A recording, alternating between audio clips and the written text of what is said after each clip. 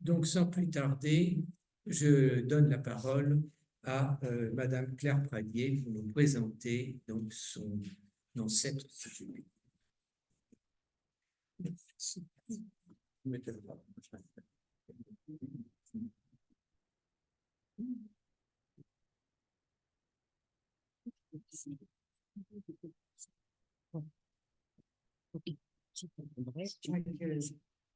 Voilà. Tu peux t'approcher quand même. Voilà.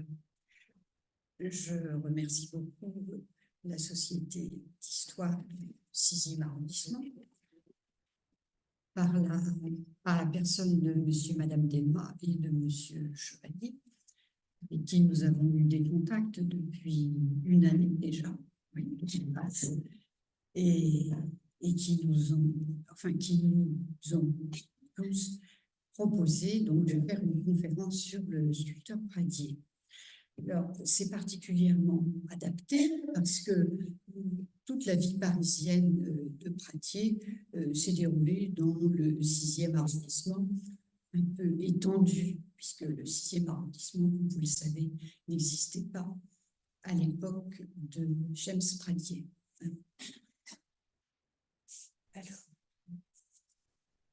Alors, vous avez les dates, je ne vais pas les répéter. Alors, je vais vous présenter une biographie assez courte et assez orientée 6e arrondissement. Et je vais l'illustrer de quelques photos de ses œuvres, dessins, une peinture aussi. En fait, on vous montrera 35 sculptures, 3 dessins et une peinture de Pradier. Alors, 35 sculptures, quand on parle du sculpteur Pradier, ça n'est pas beaucoup. Le catalogue raisonné que j'ai pris là pour vous montrer l'épaisseur présente 500 sculptures de Pradier. Alors, 500 sculptures qui ont été parfois exécutées en marbre, d'autres en pierre, parfois seulement en plâtre et bien sûr elles peuvent être fondues, mais tout est possible. Donc 35 sculptures, j'ai pensé que c'était quelque chose de bien pour pouvoir représenter mieux un sculpteur qui n'a pas fait 35 sculptures dans le 6e arrondissement. Donc, j'ai pris des sculptures de Paris et plutôt des sculptures qui sont au musée du Louvre ou sur la place de Paris, des sculptures des commandes publiques. Alors, est-ce que vous m'entendez bien? Oui? Non? Moyen. Alors, donc, en 1798, donc Pradier est né en 1790 à Genève. Et en 1798, Genève devient la capitale du département français, le Léman. Et donc, Pradier acquiert la nationalité française. Il retrouve par là ses origines françaises de son grand-père, de la religion réformée, le protestantisme. En 1802, à l'âge de 12 ans, il entre comme apprenti chez un bijoutier horloger. Il apprend la gravure sur bijoux et boîtier de montres. Il n'est pas qu'on est à Genève. Il fréquente aussi l'école de dessin de la ville de Genève. En 1807, donc il a 17 ans, il part pour Paris et il va y recevoir un enseignement gratuit de dessin. Il rejoint son frère, Charles Simon, qui étudie la gravure à l'école des Beaux-Arts depuis une année et qui habite 4 rue Jacob. Donc, à 17 ans, il démarre sa vie dans le 6e arrondissement. Il fréquente le milieu des arts avec son frère. Il rencontre des professeurs de l'école des Beaux-Arts comme le baron Gérard. Je vous donne le titre sous lequel il est connu, mais à l'époque, bien sûr, ce n'était pas encore le baron Gérard. Et c'est un peintre reconnu, professeur à l'école des Beaux-Arts d'ailleurs, sous l'influence duquel il va rentrer à l'école des Beaux-Arts. Il va se perfectionner dans ses différents talents, le dessin, la gravure, la peinture et la sculpture. Mais c'est dans l'univers de la sculpture qu'il va choisir de s'enraciner. En 1809, il a la chance d'entrer dans l'atelier de Frédéric Lemaud, sculpteur talentueux, très en vue, qui devient son professeur à l'école des Beaux-Arts. Je fais une toute petite parenthèse sur François-Frédéric Lemaud, qui n'est pas du tout connu du grand public, alors que c'est un artiste vraiment un très grand artiste. Alors, il est né en 1772, donc vous voyez quelques, disons, on va dire 20 ans de différence pour faire simple. Et il va rentrer à l'Académie des Beaux-Arts, lui aussi, en 1809, donc très peu de temps avant l'arrivée de Pradier à Paris. Il est professeur à l'École des Beaux-Arts en 1810. Et il est l'auteur, c'est là où je m'arrête un tout petit peu, donc il est l'auteur du fronton de la colonnade du Louvre. À l'intérieur du Louvre, vous avez une colonnade qui est extrêmement longue, et c'est Frédéric Lemaud qui a fait cela. Et il a fait une statue équestre de Henri IV qui est au Pont-Neuf, ou plutôt sur la petite île au Pont-Neuf. Alors, il a fait une troisième chose qui est très connue, mais personne ne sait que c'est de lui.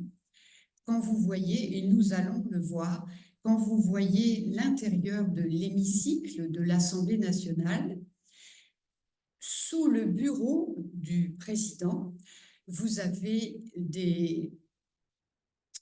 je ne sais pas quoi vous dire, des sculptures, mais ce sont des sculptures en ivoire, hein, et elles sont de Frédéric Lemaud. Il faut savoir que la sculpture sur ivoire est quelque chose d'extrêmement difficile, et la beauté de ces sculptures, que tout le monde voit, mais personne ne sait de qui c'est, elle est quand même remarquable. Donc il faut rendre à César ce qui appartient à César.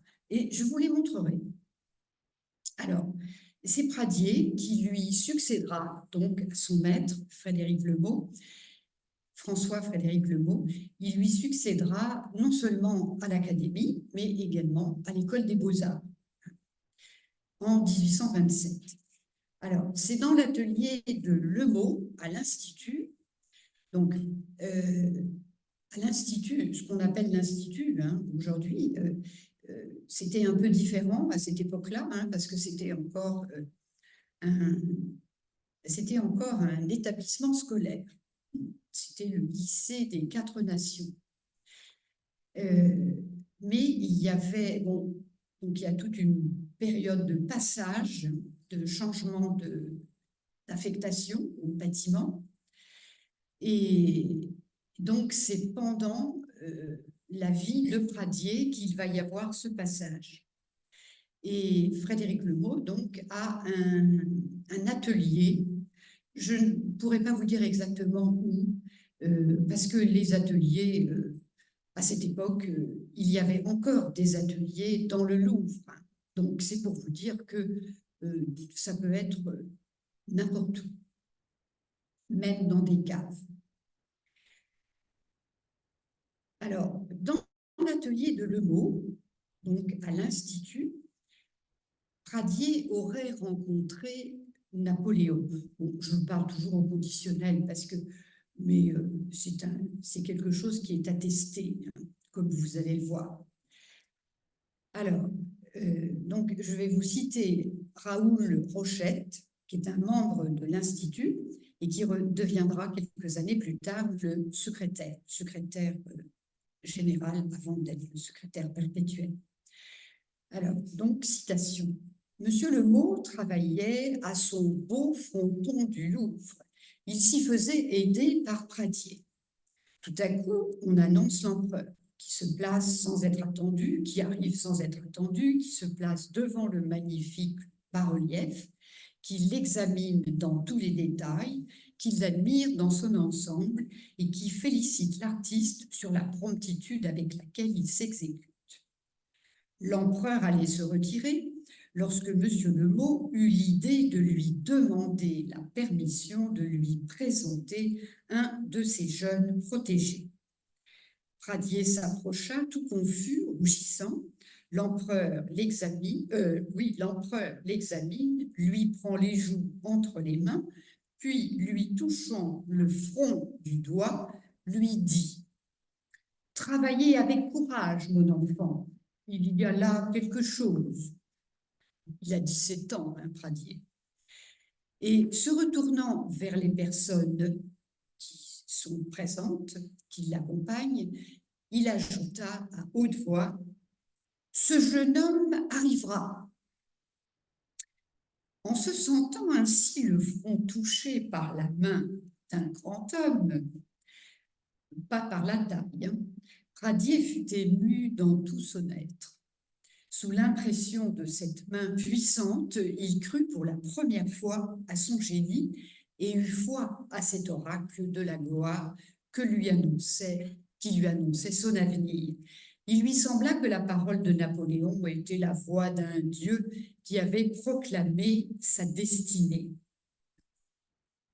Dans le même atelier, le passage de l'empereur, parce qu'il y est venu plusieurs fois, le passage de l'empereur était resté par une marque, comme les crues de la Seine, vous savez, par une marque, et cette marque indiquait en fait la taille de l'empereur.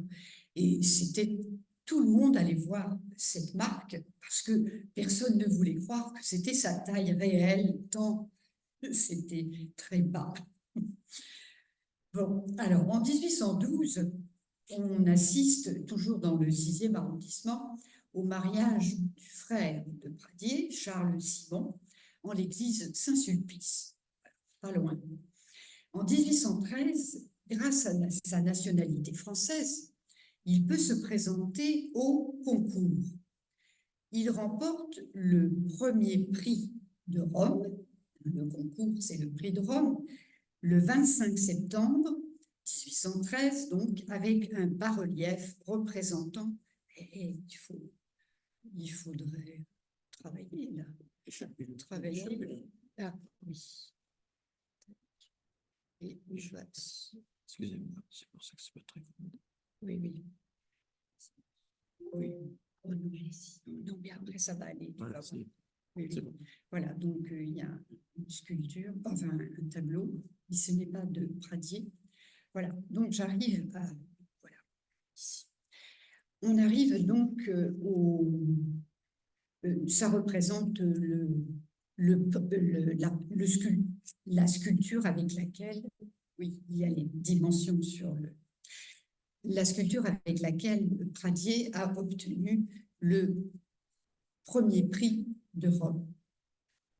Néoptolème, retenant Philoctète, prêt à percer Ulysse de ses flèches. C'est toujours très, très alambiqué, hein, les sujets de concours. Mais il faut comprendre qu'ils sont enfermés, les sculpteurs, ils sont enfermés 3 mois dans l'école des Beaux-Arts pour effectuer ça. Donc, ça a quand même de l'importance. C'est ce que je dis. En 1814, le 13 janvier, donc Pradier s'installe à la Villa Médicis à Rome, où il sera pensionnaire de l'Académie de France pendant 5 ans. Vous avez donc un dessin de Pradier, mais c'est marqué, donc ce n'est pas la peine que je le dise. Alors, en 1819, donc 5 ans se passent, et en 1819, retour à Paris, en juillet-août, après un court séjour à Genève, retour à Paris, installation rue de l'Abbaye, au numéro 3, au palais dit abbatial, derrière l'église Saint-Germain-des-Prés. Et là, vous avez donc le palais abbatial. Tu vas montrer la suite aussi. Vas-y. Voilà. Et ça, c'est un dessin de Pradier qui représente le chevet de l'église. Et il était dans son atelier au palais abbatial pour prendre ce dessin très probablement très, très rapidement. Alors, Pradier maintiendra son domicile jusqu'en 1830, donc 3 rue de l'Abbaye. Il disposera d'un second atelier au palais de l'Institut, à dater de 1830, celui de son maître, Frédéric Lemeau, l'atelier dans lequel il avait rencontré Napoléon. D'autres artistes connus ont travaillé au palais abbatial, tels David d'Angers, Duret, Étex, Gigoux, Guillaume. Ce dernier y occupait en 1881 l'ancien atelier de Pradier, son maître. Donc Guillaume est un élève de Pradier. Alors tous ces artistes, nous les retrouverons, je ne vais pas vous les citer plusieurs fois, mais nous les retrouverons sur l'Arc de Triomphe, parce que l'Arc de Triomphe a été exécuté par 21 sculpteurs. Alors, il commence, je reviens à Pradier, bien sûr, il commence une riche vie mondaine et artistique. Il va participer à l'évolution de la sculpture qui, au XIXe siècle, était dominée par le goût de l'antique. Oui, mais c'est pas grave, parce qu'elle est quand même assez jolie. Donc,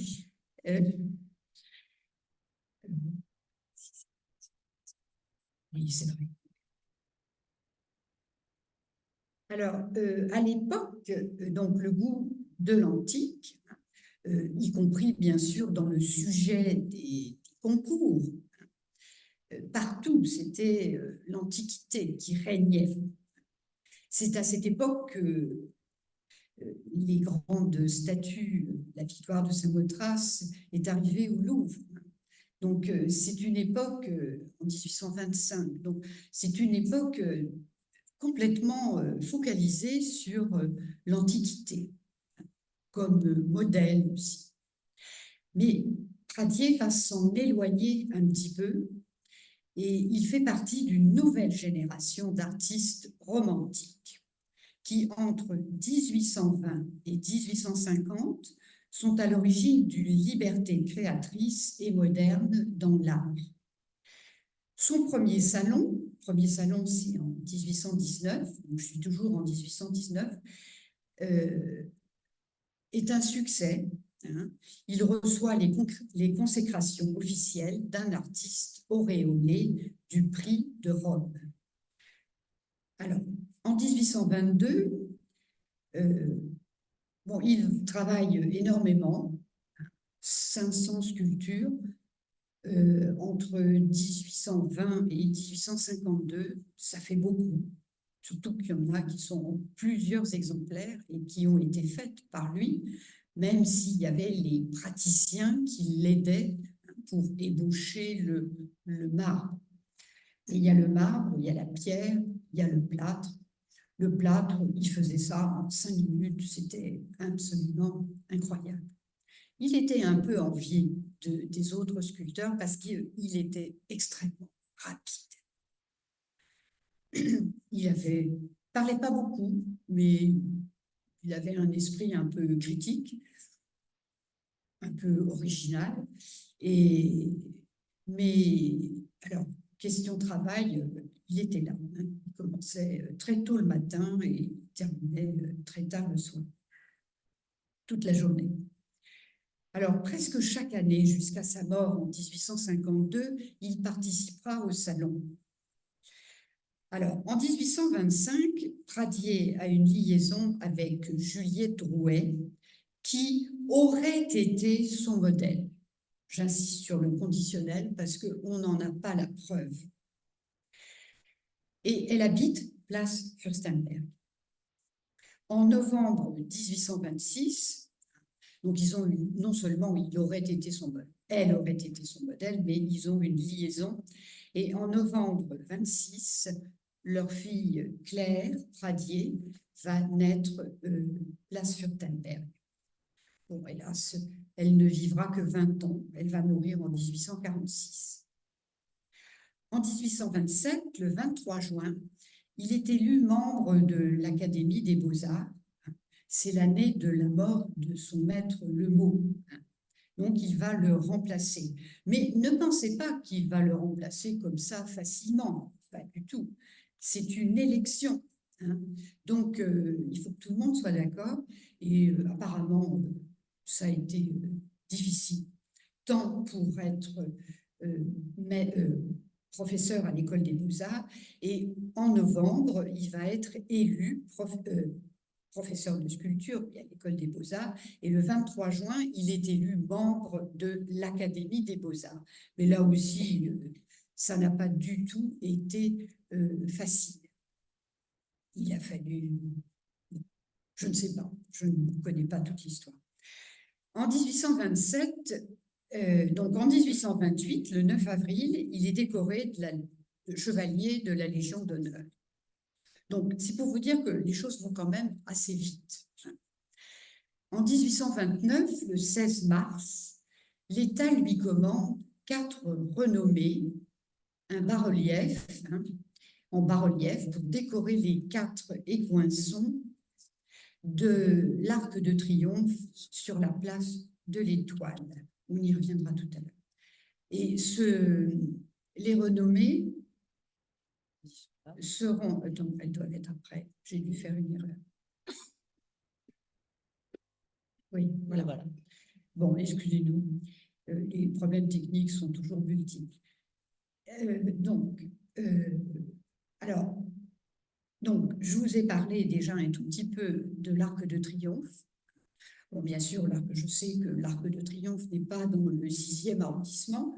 Je n'ai pas oublié le sujet de départ, mais ce n'est pas possible de parler de Pradier qui a vécu dans le 6e arrondissement, mais de parler uniquement du 6e arrondissement. Ses œuvres les plus importantes, non, pas forcément, mais ses œuvres les plus, par leur nombre, sont dispersées dans tout Paris. Alors, je ne vais pas vous parler de toutes ces œuvres, soyez tranquilles, mais j'ai choisi quelques figures emblématiques. Alors, les renommées, c'est intéressant parce que non seulement c'est toute une époque, mais c'est vrai qu'il y a toute une histoire. Je pourrais vous en parler 3 ans. Mais soyez tranquilles, ce n'est pas pour ce soir.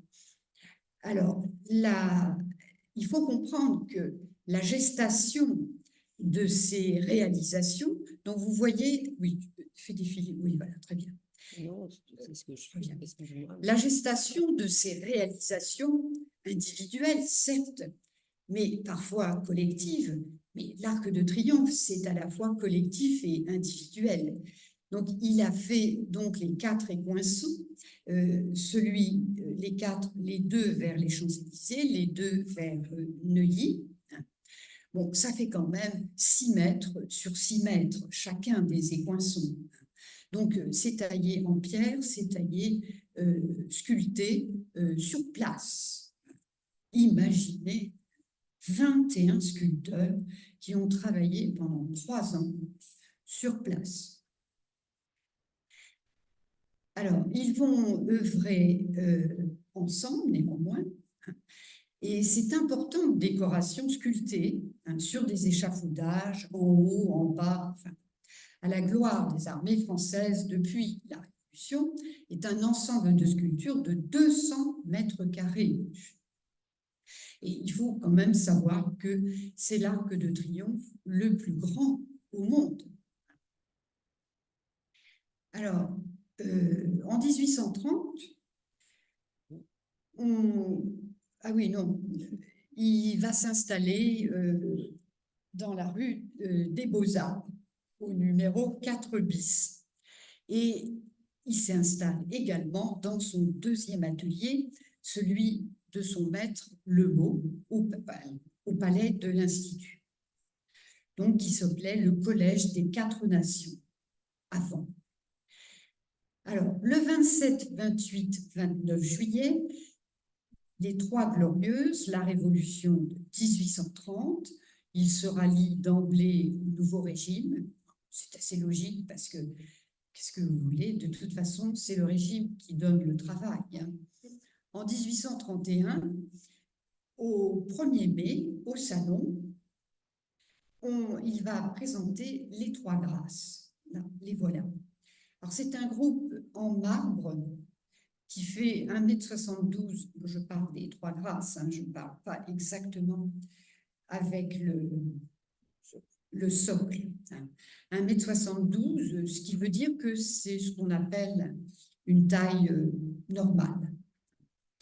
Alors, nous avons ici une référence aux 3 divinités gréco-romaines de la beauté, Aglaé, Thalie et Euphrosyne.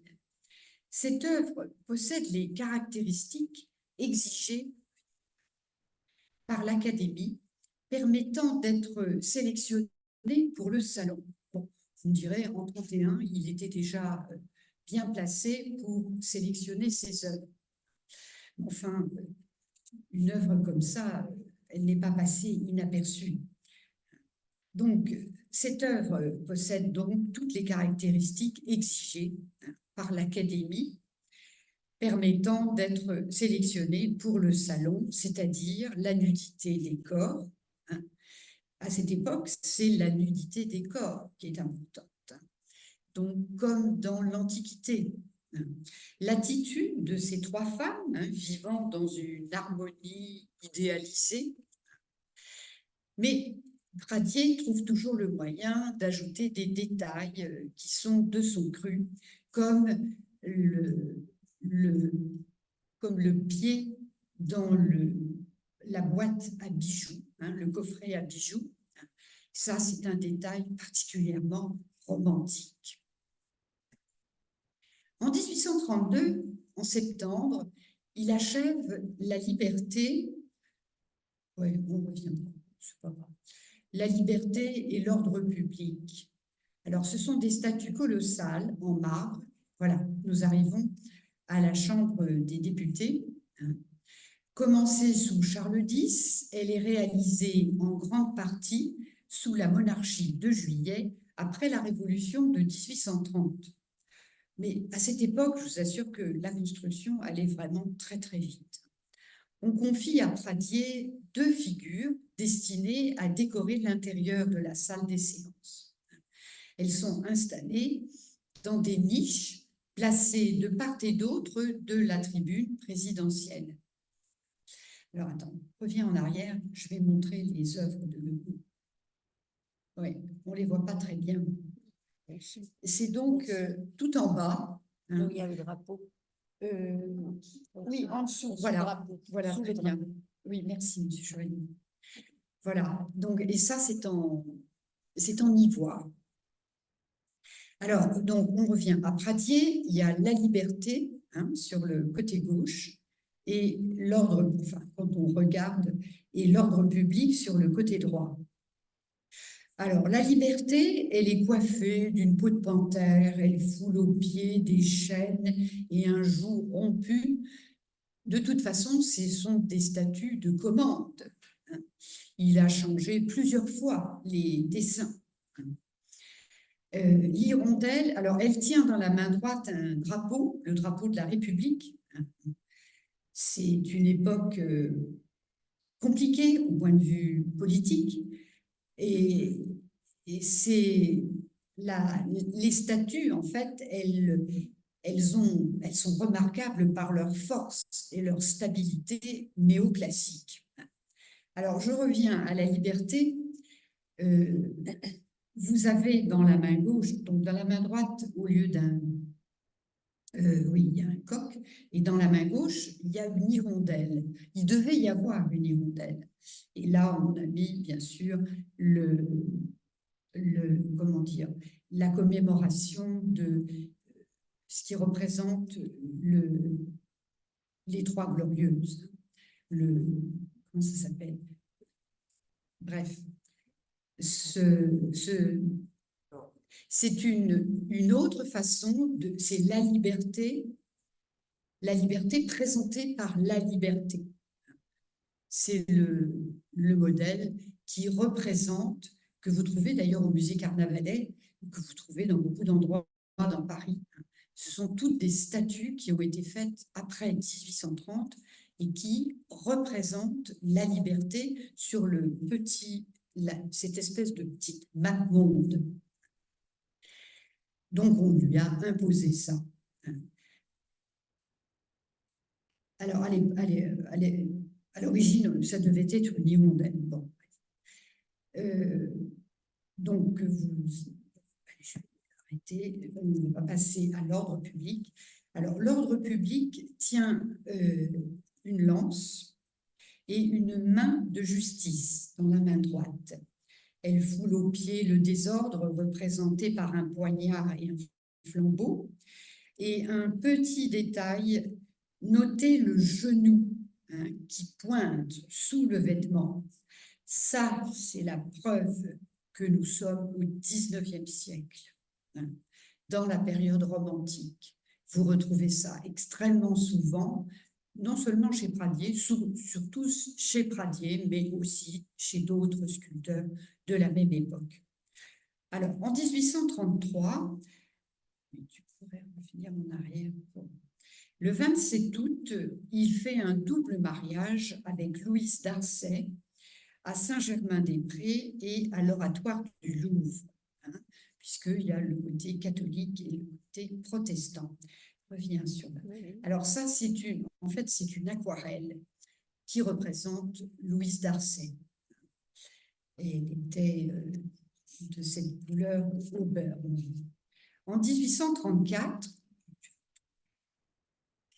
le ménage Pradier s'installe au quai Voltaire, au 15, le 1er mars au Salon, et ensuite, en 1836, il commence ses statuts de la ville de Lille et Strasbourg pour la place de la Concorde. Alors, on vous les montre, c'est tout, on ne va pas tout développer. Alors, on arrive ensuite à une autre commande publique qui s'intitule l'instruction civique. Bon, je vous donne un aperçu historique et je ne vous donne pas du tout le détail parce que je fais défiler pour que vous... Voilà. Bon, c'est très, très difficile à prendre en photo. Il faudrait que je me mette au drone. Bref. Alors, l'instruction publique, c'est un sujet brûlant à cette époque. Donc, on est en 1837 et qui aboutit en juin 1833, après de longs débats, à la loi Guizot mettant en place pour l'enseignement primaire un nouveau système éducatif. Il n'est encore question ni d'obligation ni de gratuité, mais de liberté dans la libre concurrence des écoles privées et publiques. En 1839, il fait beaucoup d'esquisses pour de futurs monuments et de futures statues, dont le fronton de la tour de l'horloge sur la nouvelle façade côté jardin du palais du Luxembourg.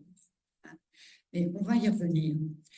Alors, en 1840, comme souvent, il commence l'exécution du chantier sur place, dans le jardin du Luxembourg, avant de recevoir la commande officielle.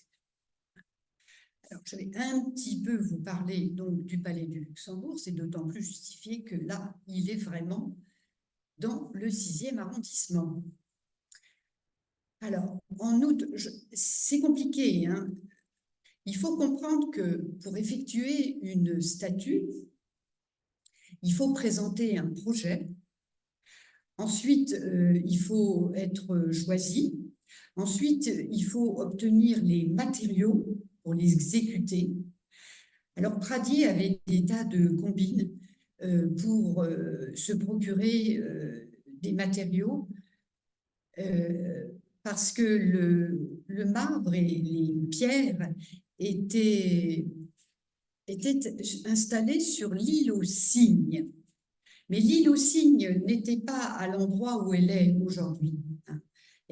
C'était pas une véritable île, enfin presque, mais l'île s'est comblée petit à petit.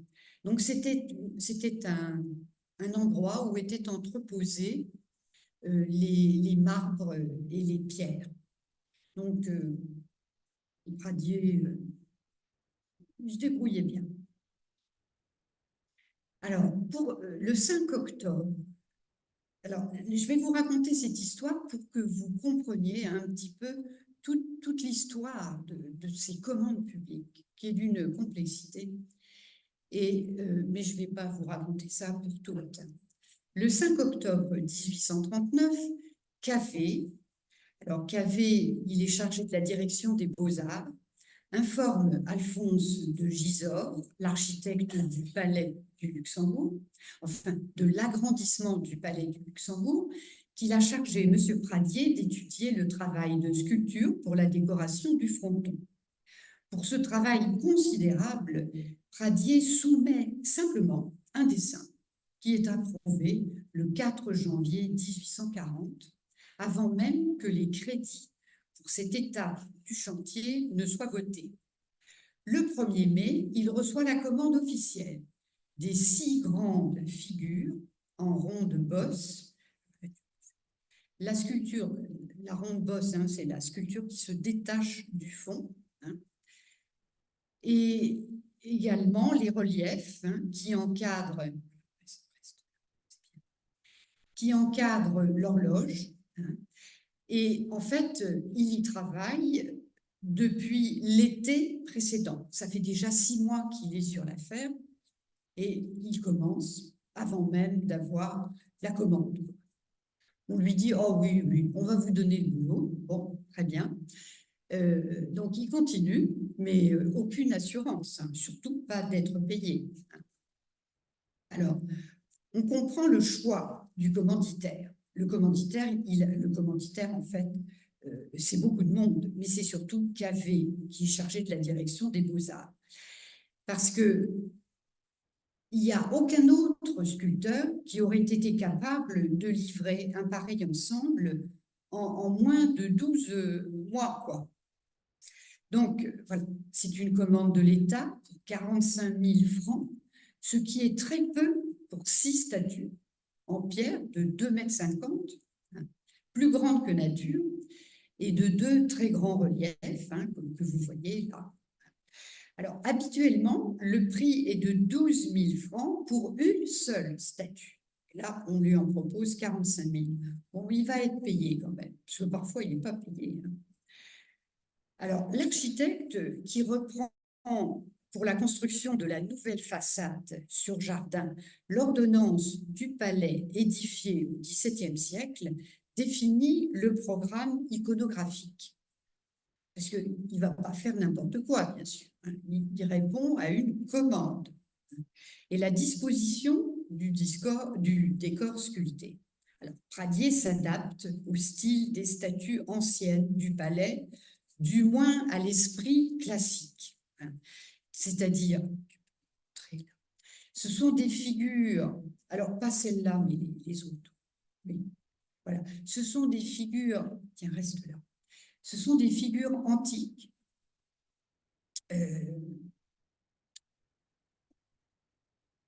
des figures statiques, lourdement drapées, bon, pas pour la paix, dont aucune cependant ne copie l'antique. On constate des détails qui sont modernes pour l'époque, dans les coiffures, le port de tête. Pradier se fait toujours repérer. Pradier ajoute aussi quelques notes de son cru, par exemple la justice. Tiens, tu peux trouver la justice. Voilà, la justice, elle va porter sur son épaule une balance qui est repliée, ce qui n'est pas du tout normal. La justice, elle tient la balance bien en vue, mais non, là, elle la porte négligemment sur son épaule repliée. Pour personnifier la paix, Pradier propose une variation sur la puissante statue de l'Hercule Farnèse. Avec la statue, voilà. Alors, j'ai trouvé une statue de l'Hercule Farnèse Et vous voyez que on comprend combien Pradier s'inspire de tout ce qu'il voit. Mais c'est jamais la même chose. Alors, c'est pareil pour la guerre. Il s'inspire du très pacifique Cincinnatus qui est au musée du Louvre. Les allégories du jour et de la nuit. Les allégories du jour et de la nuit s'étirent sur une surface qui englobe le tympan et l'encadrement de l'horloge. Selon une formule inspirée, là aussi, toujours, il s'inspire, inspirée des frontons de la cour carrée du Louvre, sculptés par Jean Goujon et son atelier. Pradier a peut-être suggéré cela à l'architecte pour donner plus d'espace à des figures féminines renouant avec la Renaissance française. Chez Pradier, les femmes sculptées sont toujours très idéales, gracieuses, vêtues de vêtements. Bon, elles sont parfois légèrement vêtues, mais toujours vêtues de vêtements aux plis savants, mais naturels cependant. Elles évoquent des femmes modernes et non de l'Antiquité. Bien sûr, quand je dis moderne, c'est moderne pour l'époque. Alors, en 1841, bon, je vais passer. Alors, en 1843, l'État lui commande à 20 000 francs chacune 12 victoires colossales pour le tombeau de Napoléon. Mais il ne les terminera qu'en 1852. Alors, je reviens en arrière, en 1844, avec l'inauguration de la Fontaine Molière. Donc, il a fait les statues avant. Il y a toujours 3, 4, 5, 6 ans. Enfin, c'est terrible. Alors, la comédie légère et la comédie sérieuse. À l'époque, on disait muse enjouée, muse grave. Alors, c'est en marbre. Elles viennent d'être restaurées. Elles font 2,50 m. Elles sont à l'angle de la rue Richelieu et de la rue Molière, à proximité de la Comédie Française. Leur pose rappelle un peu celle des statues de l'Antiquité. Par contre, l'agencement de ces lourds drapés leur donne un aspect résolument moderne. Pradier a su les adapter à l'allure maniériste de ce monument, démontrant toute sa virtuosité. C'est une fontaine qui est en un triangle. C'est l'extrémité du triangle et vous voyez par la décoration que c'est un monument très maniériste. Et ça a été voulu par Visconti. Et c'est Sœur qui a fait, Bernard Sœur qui a fait Molière, alors que Pradier avait fait un Molière. Mais non, l'architecte a choisi l'autre. Bon, bref. En 1840, bon, c'est tout le temps comme ça. Je vous raconte ça parce que, en fait, ils travaillaient dans des conditions épouvantables. Ils étaient tout le temps stressés, soit à chercher du boulot, soit à chercher de l'argent, soit à payer leurs praticiens. Et Pradier avait tellement de problèmes qu'il avait décidé à un moment il a annualisé les émoluments de ses praticiens. C'est-à-dire qu'il les payait par an. Personne ne faisait ça à l'époque. On les payait plutôt à la semaine ou au mois, voire même à la journée. Alors, donc c'est aussi une des raisons pour lesquelles il a été très envié des autres sculpteurs, parce qu'il était tellement humain avec les gens qui étaient tout près de lui que voilà. Alors, nous revenons en 1850. On va voilà, la toilette d'Atalante. Bon, là, je n'ai pas résisté. La toilette d'Atalante, je pense que c'est une des statues les plus emblématiques de la façon Pradier. Alors, il aborde le thème des métamorphoses. De toute façon, je vous ai dit, on est toujours dans la mythologie. Bref. Alors, elle est toujours victorieuse, Atalante. elle avait promis à ses nombreux prétendants écartés de s'offrir à celui qui la dépasserait. Figurez-vous que Vénus n'était pas contente. Et Vénus a donné un stratagème à Hippomène pour la conquérir. Et elle lui a donné 3 pommes d'or qu'Atalante, qu'il va lancer au-devant d'elle, et Atalante va s'arrêter pour les ramasser. Et elle va être retardée dans sa course. Pradier la représente accroupie, attachant une de ses sandales, alors que toutes les Atalantes, elles ne sont jamais représentées comme ça. Elles sont représentées en train de courir. Là, Pradier, il s'inspire des autres, mais il n'en fait qu'à sa tête.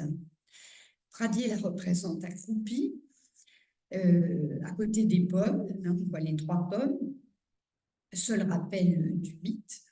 Elle est remarquable par sa grâce, par la minutie de la représentation, de sa coiffure, de ses sandales. Elle symbolise l'éternelle beauté. Les critiques ne s'y sont pas trompés, voyant dans Atalante une Parisienne sortant du bain plutôt qu'une Grecque. Cette statue sera placée au musée du Luxembourg de 1851 à 1854.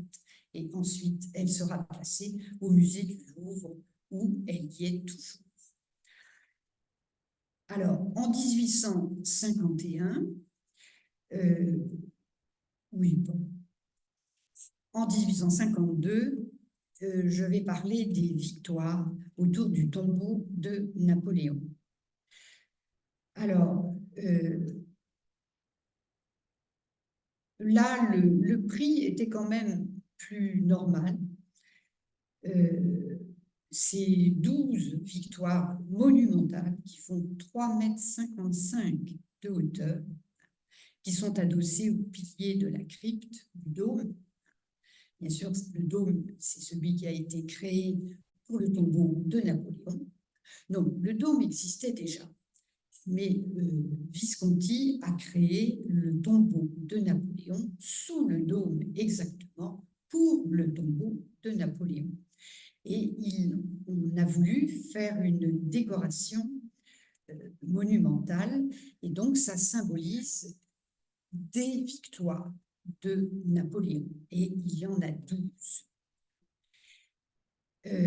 Napoléon Bonaparte est mort le 5 mai 1821 sur l'île de Sainte-Hélène, et en 1840, 19 années plus tard, Louis-Philippe parvient à négocier avec les Anglais et organise le retour triomphal des cendres de l'empereur. Et c'est l'architecte Visconti qui a organisé ce tombeau. Les 12, elles sont différentes. En fait, on les voit mieux comme ça que quand on est dans la crypte, parce qu'on les voit de trop près et elles ne sont pas suffisamment mises en valeur, il n'y a pas suffisamment de recul. Alors qu'il y a une finesse néanmoins, mais 3,55 m, vous imaginez, la finesse, on la voit pas très bien, quoi. On la voit dans les détails. Alors, le 1er avril, on est toujours en 52, et c'est l'année de sa mort. Donc, il fallait que je me dépêche de vous parler des victoires du tombeau de Napoléon. Et le 1er avril, à le salon, Pradier va présenter la Sappho, qui est incontestablement la statue la plus connue de Pradier et qui se trouve au musée d'Orsay. Elle y est, c'est un miracle, hein, parce qu'elle a échappé, elle a été placée au château de Saint-Cloud, et elle est sortie 2 mois avant l'incendie du château de Saint-Cloud en octobre 1870. Et ensuite, elle sera placée au musée du Louvre. Et puis, Madame Pinjot n'est pas sans connaître toute l'histoire, elle va être placée au musée d'Orsay, puisqu'elle date de 1852. Donc, ça lui donnait la possibilité d'être au musée d'Orsay, puisque les statues du musée d'Orsay, les œuvres du musée d'Orsay, en principe, ne sont pas vraiment antérieures à 1850. Donc, on n'avait pas le choix. Il n'y avait qu'une statue de Pradier et qui était intacte. Alors, cette statue a été copiée un nombre de fois incalculable. Tu peux montrer. En voilà une en bronze, mais il y en a des milliers sur le marché. Il faut faire très attention parce qu'il y en a qui sont vraiment pas belles. Il y a des copies. Il y a même des copies modernes qui sont faites bref, dans des pays autres. Voilà, on va rester dans le flou. Alors, donc, les victoires, venir dessus, c'est pas la peine. Alors, je vais dire deux mots sur le premier musée du Luxembourg. Parce que, oui, bon, le premier musée du Luxembourg, donc le Luxembourg, à l'origine, ça n'a jamais été un musée. Mais en 1750, on va dédier quelques salles du palais du Luxembourg au musée du Luxembourg. Et c'est le Luxembourg, donc c'est le premier quartier de Paris à compter une galerie publique de peinture, quelques sculptures, et au départ il y en avait très peu, et ce, quelques 50 ans avant la création du musée du Louvre. Donc, le musée du Luxembourg a été créé en 1750. Mais c'est un musée qui aura de multiples rebondissements. Il va exister sous 4 formes complètement différentes. Mais c'est un musée très important à Paris. Et vous n'êtes pas sans savoir, peut-être, que ça a été, grâce à Louis-Philippe, ça a été le musée des artistes vivants.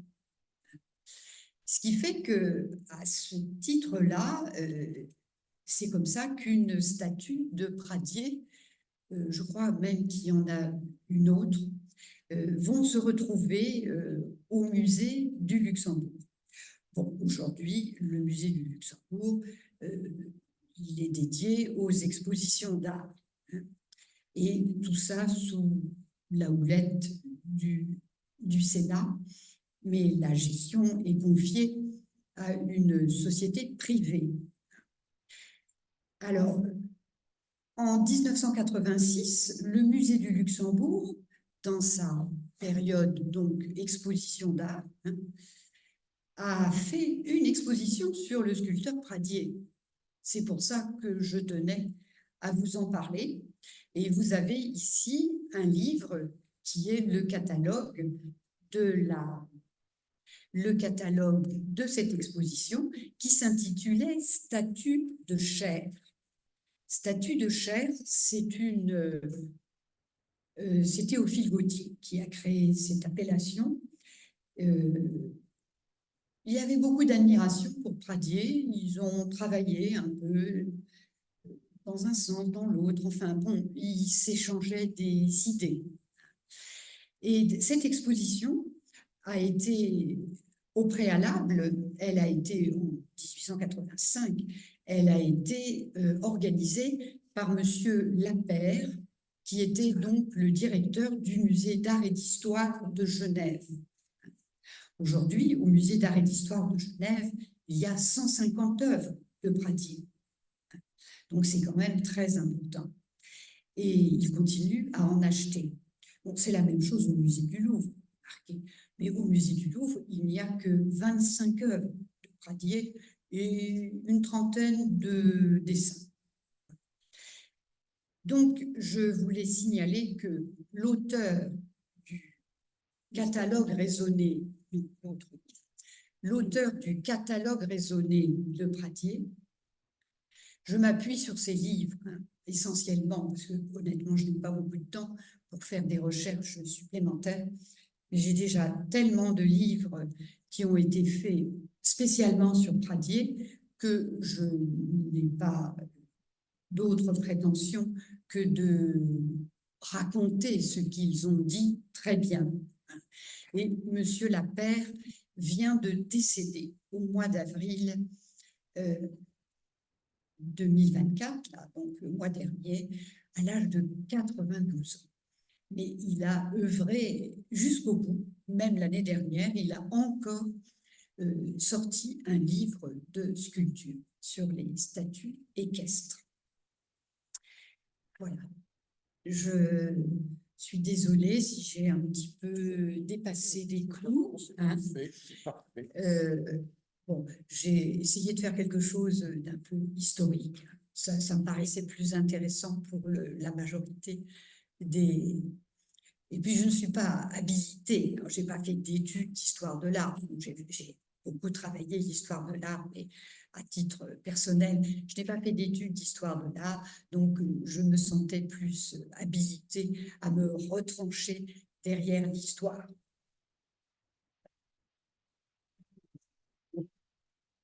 Vous avez dit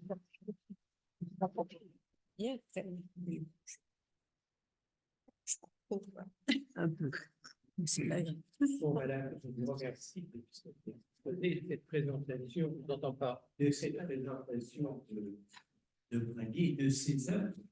Alors, nous avons vu que finalement, il y a des quantités de monuments de sculptures qui sont dans Paris. Et donc, nous ignorions quelles étaient les œuvres, de Pradier, à commencer par exemple par les tombeaux de Napoléon. Oui, oui. Ces sculptures, en continuant par l'Arc de Triomphe, etc. Oui. Alors, on connaît quelques sculptures, je dirais, plus individuelles, mais Oui. pas cette œuvre qui est monumentale, en quelque sorte, et qui s'inscrit dans des architectures somptueuses et de prestige. Oui. Voilà. Donc, alors, et puis, au début, quelques présentations de dessins ou autres nous montrent, je pense, vous avez dit au début, cette formation, vous avez une formation de dessinateur, de graveur, etc. Voilà. Alors, c'était tout à fait passionnant. Alors maintenant, il nous reste à découvrir les 400... voilà. 420 n'est-ce pas? Vous êtes très attentif, monsieur. J'essaie d'aller. Oui, oui, c'est ça. Oui, oui. J'ai dit 27 ou 37. Donc 37. Voilà. Et donc, mais alors j'imagine ce que vous avez dit, ça va sans doute susciter des questions dans l'Assemblée. Est-ce qu'il y a des personnes qui peuvent vous poser des questions?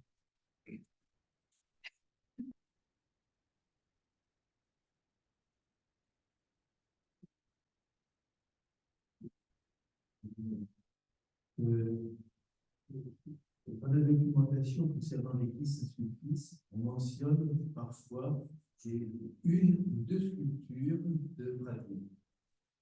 Alors, non, elles n'y sont plus. Donc, elles ont été. Elles ont dû y être. Mais honnêtement, les deux. Je vous ai parlé de Monsieur Lapère. On peut quand même parler de lui parce que c'est quand même un très grand bonhomme. Il a été donc le directeur pendant de nombreuses années du musée d'art et d'histoire de Genève. Donc, il a beaucoup travaillé. Et alors, il y a également un Américain d'origine, Monsieur Douglas Siller, qui est un chercheur chevronné, et qui va sortir cette année le 4e livre de correspondance sur Pradier, à Pradier. C'est une mine d'informations et j'ai beaucoup cherché et je n'ai trouvé nulle part. J'ai trouvé ça, comme vous, j'ai trouvé ça au passage et un jour, d'ailleurs, je me suis dit, tiens, je vais aller voir une œuvre de Pradier, un Saint-Pierre, je crois, un Saint-Pierre à l'église Saint-Sulpice. Alors, j'ai beaucoup cherché, mais en sortant, j'ai compris qu'il n'y en avait pas. Et comme il y a beaucoup d'autres églises où il y a une, deux ou trois statues, la Madeleine, Saint-Roch, donc c'est assez facile avec un peu d'expérience. D'ailleurs, à la suite d'une conférence comme ça, je suis sûre que vous aurez suffisamment d'expérience pour tout de suite savoir si cette statue est de Pradier. Parce que il a un style inimitable. On l'a parlé très rapidement de la place de la Concorde. Sur la place de la Concorde, vous avez 8 villes de France. 8. Les 8 ont été faits par 4 sculpteurs, ce qui veut dire que chacun en a fait 2. Pradier a fait Lille et Strasbourg. Et bon, amusez-vous. Ça, c'est vrai que c'est une conférence que j'aimerais bien faire parce que c'est très intéressant de faire le tour et de regarder ces statues. Mais vous comprenez tout de suite, et je ne suis pas la seule. Tiens, Théophile Gautier le disait aussi, et beaucoup d'autres personnes. Celles de Pradier, elles sont différentes. Elles sont tout de suite, vous savez que c'est celles-là qui sont de Pradier. Je ne veux pas critiquer les autres, c'est pas ça, mais il met toujours sa patte. Hein. Et dans les œuvres de commande publique, il est obligé de répondre à une commande. Alors, il y a tout un, vous savez, c'était surveillé de près. Hein. Les commandes publiques, il fallait faire un plâtre de présentation parfois. Bon, au Luxembourg, visiblement, il n'a pas eu le temps. Mais à Sainte-Clotilde, par exemple, il a fait des plâtres de présentation, grandeur nature. Là, c'est le chemin de croix à Sainte-Clotilde. Mais il n'a pas été... Là, je ne sais pas comment il a fait, parce que c'est pas du tout le même style que... Alors, il a fait 7 stations. Donc, dans un chemin de croix, il y en a 14 stations. Donc, ça veut dire que Duret a fait les 7 autres. Bon, Pradier a fait la fin, Duret a fait le début. Non, c'est le contraire. Enfin, bref, j'en sais rien. Non, ils ont dû intercaler.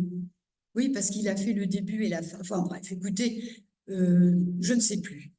Bon, ça n'a aucune importance. Mais ce qui est... Quand vous allez à Sainte-Clotilde, bon, vous regardez ça. Alors, bien sûr, je suis d'accord, Duret a fait quelque chose qui était plus néo-gothique. Et l'église est néo-gothique. Enfin, quand vous savez qu'il y a 300 églises néo-gothiques qui ont été construites au XIXe siècle, vous commencez à vous dire que c'est peut-être pas la peine de faire du néo-gothique sur une sculpture qui est dans une église néo-gothique, certes. Bon. C'est pas n'importe quelle église, je sais, je ne critique pas du tout l'église, qui est même devenue une basilique, mais Pradier, ben, il en fait qu'à sa tête. Il arrive toujours à trouver la faille dans la commande pour faire quelque chose qui ressemble à lui et qui n'est pas forcément dans le cahier des charges. Comme le genou dans la liberté et l'ordre public, c'est évident que ça ne faisait pas partie du cahier des charges. Mais lui, pour lui, c'est une femme du 19e siècle qui représente. Oui, mais ça, c'est, je pense, c'est la liberté des grands artistes. Ah oui, tout à fait, tout à fait. Et que alors, je vous parlais... Oui. Oui. Et puis, vous parlez aussi des œuvres d'art qui se trouvaient dans les églises et puis qui ont pu disparaître, déménager, etc. Un des exemples que l'on connaît bien, c'était les 2 anges qui étaient sur l'autel de Saint-Sulpice, qui sont aujourd'hui à Saint-Roch. Oui. Et après la Révolution, Saint-Sulpice n'a jamais pu les récupérer. Oui. Donc, ils en ont des copies. Enfin, bon, il y a des choses comme ça, des histoires. Oui. Voilà. Oui, c'est très, très compliqué, les histoires des églises. Alors, rien que sur l'église de la Madeleine, c'est pareil. Hein.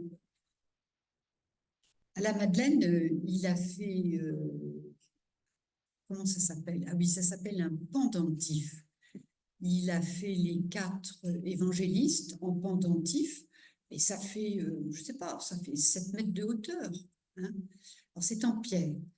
Le marbre est un petit peu plus, pas plus long, mais un peu plus compliqué à la taille. Il était incroyable, hein. Quand il avait fait son petit modèle pour faire pour sculpter le plâtre, alors après, il le mettait dans un coin, il voulait plus le regarder, il avait le petit modèle dans la tête, il prenait tout son attirail de sculpteur et il taillait comme ça. Et les gens autour, ils étaient sidérés. Et une demi-heure après, après l'ébauche des praticiens, une demi-heure après, ça avait de l'allure. Et 3 jours plus tard, c'était fini. Alors que la plupart des gens faisaient ça plusieurs semaines. Voilà. Bon, eh bien, écoutez, merci beaucoup pour cette conférence qui nous a ouvert beaucoup de perspectives. Et donc, je vous dis à le mois prochain, nous allons aller à l'Institut, au bâtiment de l'Institut. Donc, nous restons un peu toujours dans cet institut qui est accueilli, qui accueille l'Académie des Beaux-Arts après son déménagement, après qu'elle ait quitté. Donc, bonne soirée. Maintenant que les soirées deviennent belles, bonne soirée et donc à bientôt. Merci.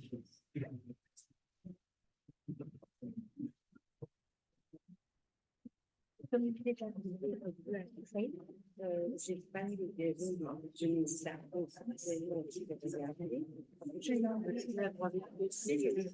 le catalogue bonjour Bruno. On a le droit de le faire. Oui, c'est bien. Excusez-moi, je vais arriver.